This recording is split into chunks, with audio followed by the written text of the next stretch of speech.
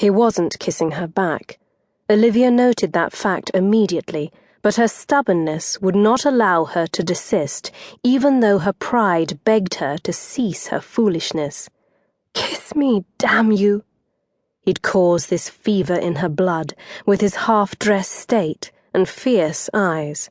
Phoenix was driving her mad, drawing her to him while pushing her away. "Don't swear," he muttered.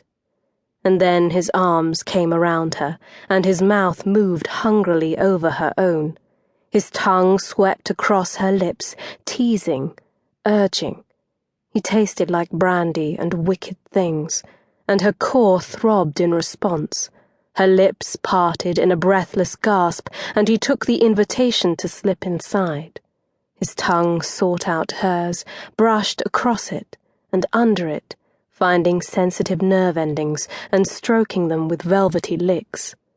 Oh, dear heaven! The man knew how to kiss.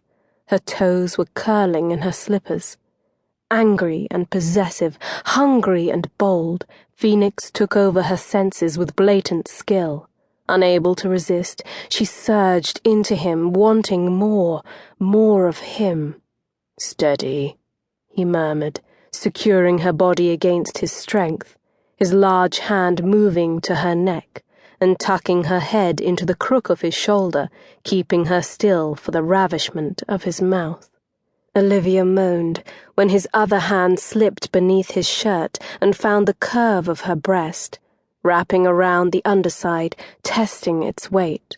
His thumb caressed in gentle strokes, teasing her.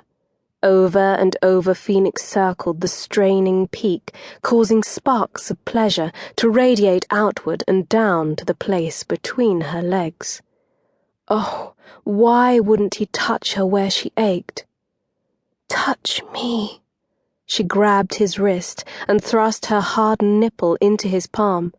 "Here," she moaned as her body melted. "Oh, God, touch me everywhere." "Olivia." His kiss lost its faint trace of gentleness. He devoured her, his tongue thrusting rhythmically into her mouth, his fingers plucking and twisting, pulling on her nipple until she wept from her core. Olivia ached all over. Her skin was too tight, too hot.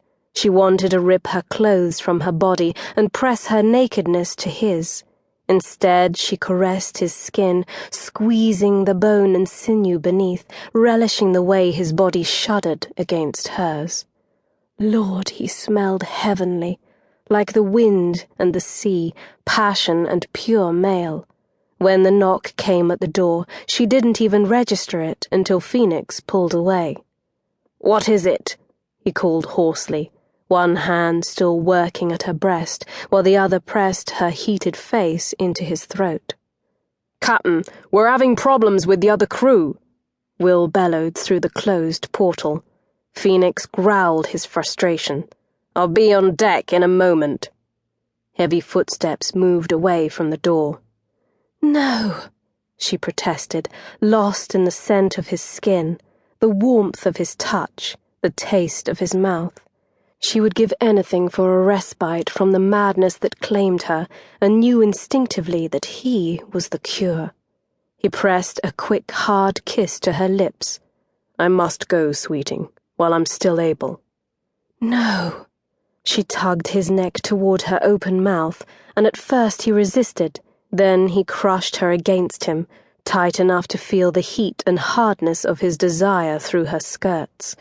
Olivia kissed him desperately, wantonly, hoping to make him as mindless with need as she was.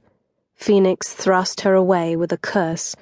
"You're flirting with the devil," he bit out. "Cease, before you get burned." She winced as the door slammed shut behind him. Olivia wasn't certain how much time had passed, but the sun had moved steadily across the sky, and she knew the day was close to ending. The wind had picked up, pushing a welcome breeze into the cabin, cooling the air and her blood. Mortified by remembrances of her earlier behavior, her face heated, and she squirmed in her seat.